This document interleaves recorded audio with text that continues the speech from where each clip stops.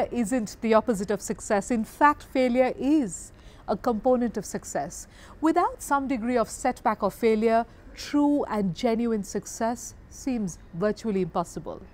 Wouldn't it be wonderful if more and more people understood this thought and lived by it? Hello everyone, I'm Mannsi Agrawal and you're watching If I Had Not Failed on News 24, coming to you straight from Hotel Yakinyati.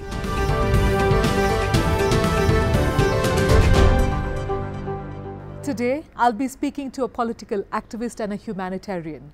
He is an avid reader and a thinker. He has published 12 books and he seeks to be the voice of the deprived. He is extremely soft-spoken. He is extremely respected. His ideas are wonderful. He is none other than ex-Minister of Foreign Affairs, Mr. Pradeep Gyawali. Namaste, sir. Namaste. At the very onset, I would like to thank you for taking out time from your schedule to talk to us, to share with us, and we're truly looking forward to this conversation. Thank you so much. Thank you. It's my pleasure to have you with you. Thank you so much, sir. Sir, without much ado, I would like to ask you the first question that I always ask everybody, and that is, what do you consider your greatest failure and why? Life is a combination of success and failure, you know. So, I can make a long list of failures and success, but this time I'd like to mention a special event which I took at that time as a dream project of my career, but unfortunately it couldn't be happen, it couldn't be organized. You know, the climate change is a big issue for countries like Nepal. So, to put forward the Nepal's perspective, to showcase the Nepal's suffering and successes on that regard, I planned to host an international forum, global forum, on the name of Sagarmatha Samvad in 2020 April. Many heads of the state, heads of the government, and many scholars were set to participate on that event, and we were hoping that Nepal will increase its image and it can develop as a soft power of Nepal, and Nepal can speak loudly about the increasing challenges of the climate change. But unfortunately, we had to cancel at 11th hour because global challenge of the COVID-19 pandemic was in officering at that time. So we cancelled. Unfortunately, that cannot be organized later on. So though it is not my personal failure, but I missed a lot, and I think Nepal also missed a lot by that event. Absolutely. In fact, I think not just Nepal, maybe the world, the globe missed out on something, right? Yeah. We'll come to that in a while, but right now I want to ask you, you said it wasn't a personal failure, yet today when you spoke about it, I could feel that sort of regret and that sadness in your eyes. It was your dream project. Yes, of course. Did you take it personally? To some extent, because I was the key person of that event, key organizer. At that time, I was in the responsibility of Minister of Foreign Affairs. My ministry was in the forefront to organize all those meetings. So it gave me a bit distress, and I felt regretful because Nepal missed an opportunity, because we were hoping that before the COP26, which was organized later on, 1 year later in Glasgow last December, we were planning to organize Sagarmatha Samvad prior to that global conference, so that Nepal's concerns, and not only the Nepal's concerns, but we were hoping that we can bring all the mountainous countries which are coping with the adverse effect of the climate change to the island countries which are in the brink of submerge. So, and we can develop a synergy of the most affected countries by the climate change, and then it will draw the attention of the global leaders in COP26. Really we missed. I can absolutely feel that regret when you say this entire thing. But tell me one thing, personally, for you, being in the forefront, being a leader, being somebody that the country looks up to, and having this sort of failure, or let's not call it a failure, a personal failure, but having this program that missed, it became like a public event that was cancelled. How did you deal with it because it was out in the open? How do you deal with this kind of public failure, or people together feeling, oh my God, this could have been done? How do you deal with a situation like that? We, around 200 employees, especially the government officials, experts, media persons, former government employees, they were mobilized. All they were, they felt very, very distressful, very, very.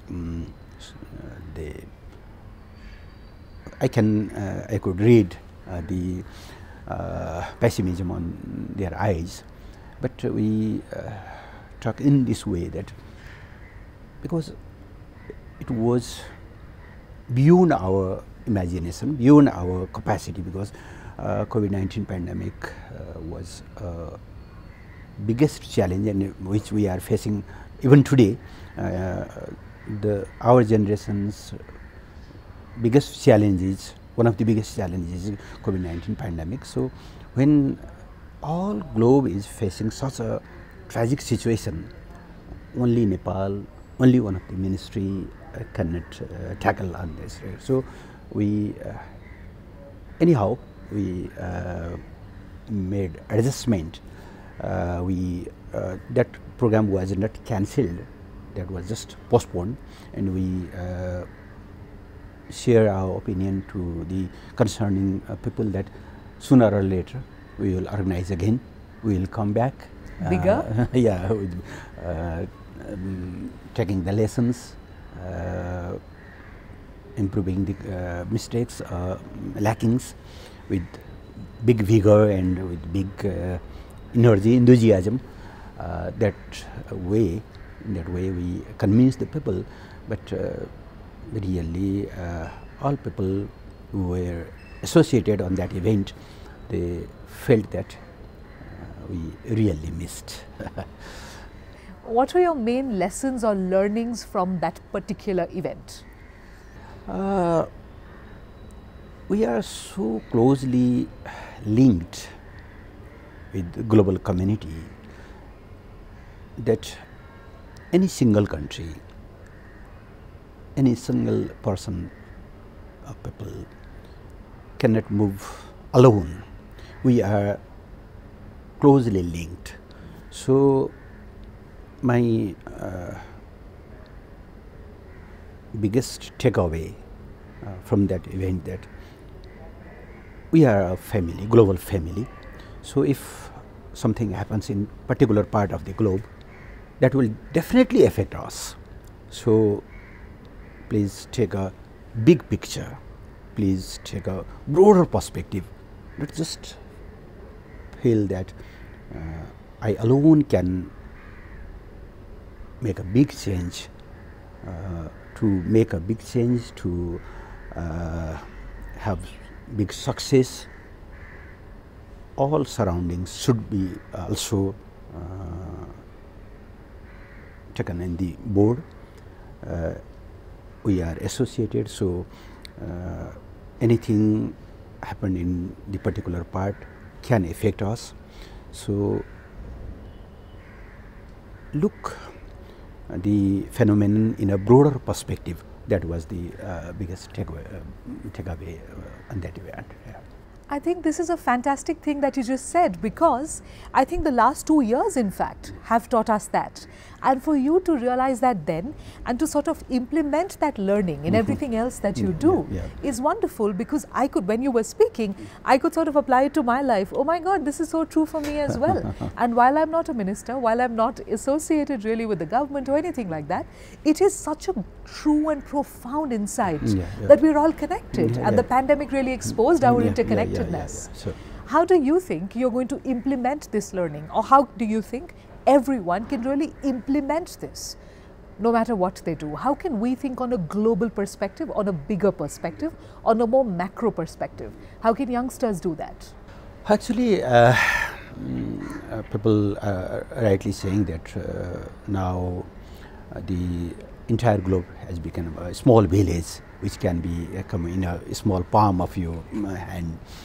Though our forefathers rightly pointed out the Vasudhaiva Kutumbakam, the whole globe is one family. It is proved in a newer way nowadays. So when you want to develop your country, your community, your society, or even yourself, please look in a broader perspective. Not be so selfish, so self-centric, because in this very globalized century or age, no single community can develop alone. Even no single individual can move alone. Many factors contribute to speed up his gear or to block his speed. So making friends, making associations, making alliances, enhancing your perimeter of friendship, that is very important. So to be more self-centric and selfish, sometimes it may provide you temporary success, but it would not sustainable. For a sustainable development, sustainable growth or sustainable success, we should move together. We have to co-journey, whatever it may be, a family, it may be a community, it may be a nation or region. We need broader perspective, and we need a broader that type of thinking. Again, the thought of collaboration, alliances, it's so true, especially when we talk about global issues such as global warming, climate change and all of that. And we are not, do you feel that we are getting enough media attention for these topics? Are we getting enough, or do you think there should be more media attention on these topics? We are paying less attention on that regard. Actually, this globalization, this so-called modernization, so-called the new era, new age, it has many positive aspects as well, but there are some negative aspects, negative side of this globalization as well. The way we are developing, it is making us more self-centric. Individualism, consumerism, selfishness, paying self-interest in the top, disregard of the faiths, concerns, pain of others. That is a big challenge we are facing now. People very often talk that crowd is increasing, it is more concentrating, but people are feeling alone. There is crowd, but people are feeling alone because the link which connects us, that is missing. Some values which especially we can proud, especially in the this South Asian societies, in this part of the globe, there were some very important values of benevolency, service, sacrifice any individual's interest or even life for the betterment of the people. Those values are gradually in declination, and self-centeredness is in high. So people, media, especially the media, should have in-depth discussions, and it should submit some alternatives, how we can revive those relevant values, all those values which were in at that time. Everything may not good or relevant in today's context, but some are very, very relevant and very, very useful and very, very important for us today. Media should explore those values. That's wonderful, because we speak about the role of media in not just talking about global warming or climate change, but also exploring values and the importance of values. What do you, in your political leadership career, what do you think has been the importance of values? I may mention very simple example. In exact the same moment, there may be two important phenomenon in the society. In one event, some political leader, some government minister, prime minister, whatever, is talking in particular topics, and in the same time, in the other corner of the society, when women, she is fighting for her dignity, to save her esteem. What should be the priority of the media? Sorry to say, today's media, they all run for the banner news to that top leader, the speech of the prime minister, minister, leaders, and very often the suffering of that particular woman is ignored, because maybe viewership will be not so big, but that is important, I think. So please promote those values, please explore those incidents which are ignored by this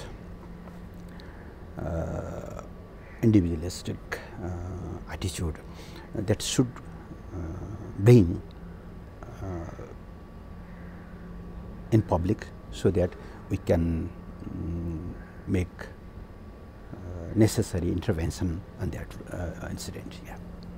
Oh, that's wonderful. I love that thought, and I love the way it tied in with the overall thought of thinking about myself or thinking on a larger scale. So it just all ties in: values, media, leadership, all of that just tied in beautifully there. Now I want to take you back to the incident that happened with the summit that you were organizing. Do you think that when you do it, it's going to be bigger and better? Yes, I hope so. Though today I am not in that capacity. However, government is there. I was happy when I heard that Prime Minister Sribhadra Deobaji, he mentioned about the Sagarmatha Samvad in Glasgow summit as well. Nepal will host that summit. He mentioned at that time, because it is not a project of any particular minister, any particular party. It is a national agenda, because you know Nepal has very, very minimal contribution to the greenhouse emission. We are not a big industrialized country. We are in the beginning of the industrialization, so we emit very less carbon, but we are being penalized for those mistakes we never done. Big polluters are there, and due to their pollution, our Himalayas are melting down. The snow line is declining. Every year we look the naked mountains, which were very majestic few decades ago, covered by the snow. Very uneven type of rain, are filling. In downstream, especially in Tharai area, the underground water level is gradually declining, so big scarcity of the drinking water the people are facing, and most painful and difficulties are facing by the women, because they have to fetch the water, they have to manage everything within the household. So the women, the marginalized communities, they are facing the adverse effect of climate change. So Nepal should take the lead on this issue. Nepal should speak, loudly speak about the climate just, and polluters should contribute to enhance the capacity of countries like Nepal for mitigation and adaptation, to develop the green economy, to unleash the potentials which we have, especially in the renewable energy. So we need big investment, we need big collaboration in that regard, and Nepal should draw the attention of the global community. So I hope that event will happen soon, because it is the national agenda, and Nepal should take the lead. Nepal is not alone in this regard. In my capacity of the foreign minister at that time, I have talked to my Bangladeshi counterpart, my counterparts, my Maldivian counterparts, my Sri Lankan counterparts, many other counterparts which are closely linked, because the sea level rise in Maldives, in the seashore of the Bangladesh, Sri Lanka, even India, that is closely linked with the melting down of the snow in our Himalayas. So until and unless we work in a coordinating manner, until and unless we address the concerns of the mountainous country, the growing threat of the sea level rise cannot be addressed. So we just talk about broader and collaborative approach. The climate change requires more broader global and regional collaboration, and so I hope that the government will take it seriously and make that event successful. Yeah. Do you think right now, climate change, where we are with this situation, with this problem, are we in a situation where individuals like us can actually take action and that's going to have an impact, or does it need to be on a more policy level basis, on a higher basis, because the problem has already escalated beyond our control? It is, I think, a comprehensive issue, and it requires comprehensive interventions as well. So there are the level and the layer of the contribution as well. In global level, we should develop collaborations, we should develop such a coordination that the industrialized country, developed country can contribute more for the enhancing the capacity of the developing countries and most vulnerable countries like Nepal. In regional level, we can also develop the coordination. For government, it should take the lead. In community level, communities should be very aware, and it should develop some indigenous methods which our forefathers our pioneers, they made at that time as well. And in an individual level as well, we have the responsibilities. You can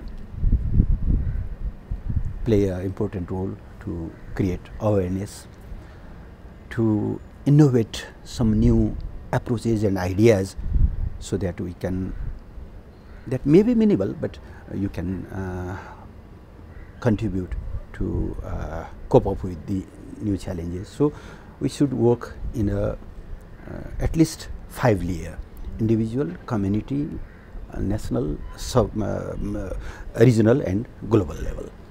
Every people have that type of responsibility.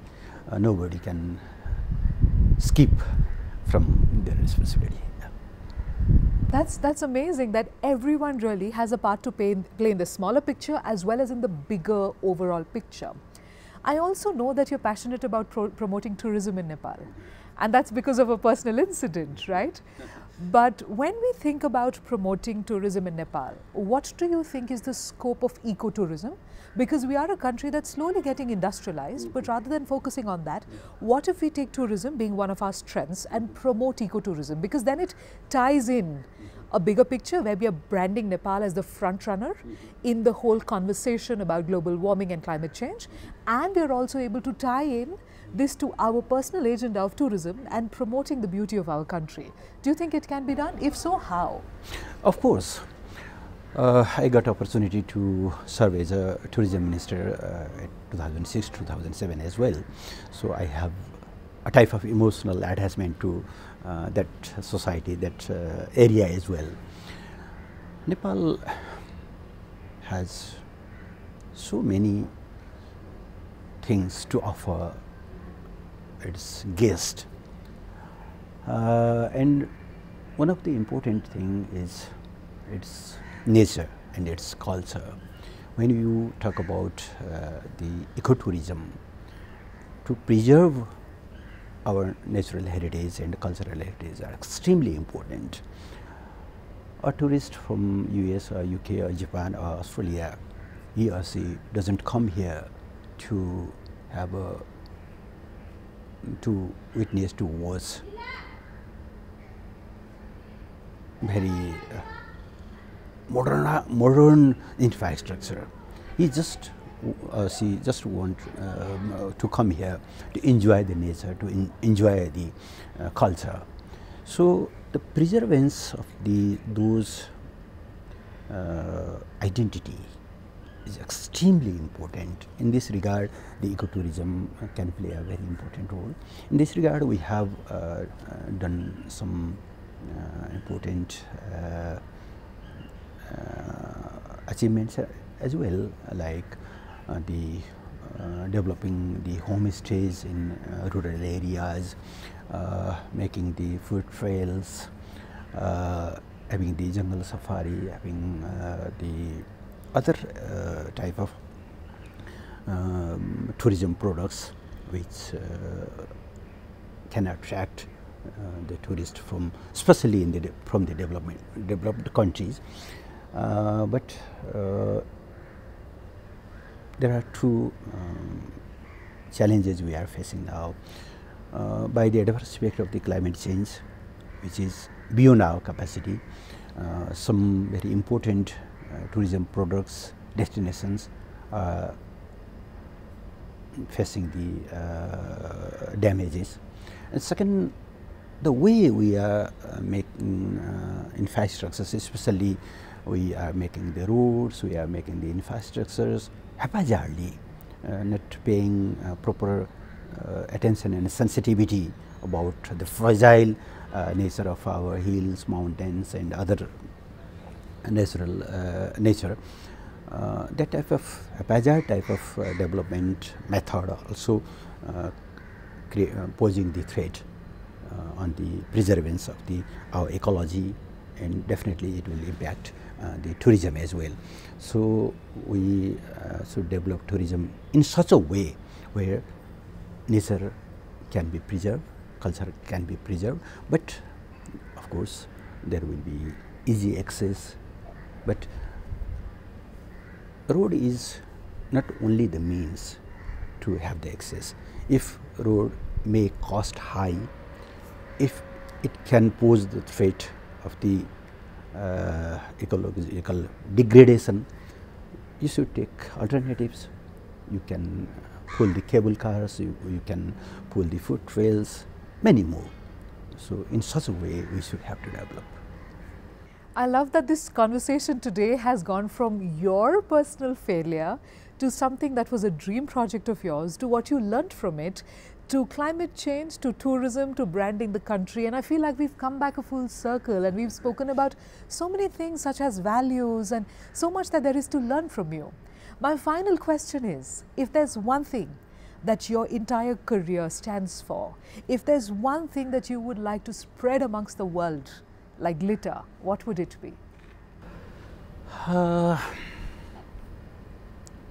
Life is precious, and though in philosophical ground, I do believe in dialectical materialism, but very often people they have the faith on gods, borrowing their feeling. Life is blessing of the God to serve the people, to serve the noble causes. It is not for fulfilling your self-interest. So let us think in such a way, so that we can be satisfied that at least I have contributed for the betterment of the society, betterment of the people. My efforts has contributed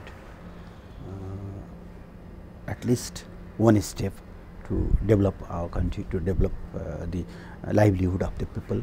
So please think in a broader perspective, in such a way so that society can also become proud on ourselves as well. Yes, this is the member of my society which is doing wonderful job. I'm just so happy to hear that answer, because it tied in so many of the things you spoke about, and I can see from your eyes that you mean truly how passionate you are about serving people, and the fact that you've written books, the fact that you go out there and share your words of wisdom itself is a service that you're doing toward the world. Thank you so much, sir. It's been wonderful having this conversation with you. I just feel richer because I got a chance to have this conversation with you. It's wonderful to hear so many things from you, and it was also wonderful that we got a chance on this very show to talk about climate change. We haven't had a chance before. Thank you so much for spreading your light. Thank you. Really, it was a great conversation. I really enjoyed it. Thank you so much, sir. Thank you. I particularly enjoyed today's conversation because it took such a beautiful flow of its own. We started with a personal failure that was huge in the global sense, and then we also spoke so much about values and about how we can brand the country. I loved Mr. Gyawali's take not only on the interconnectedness of all people, but also on the importance of values.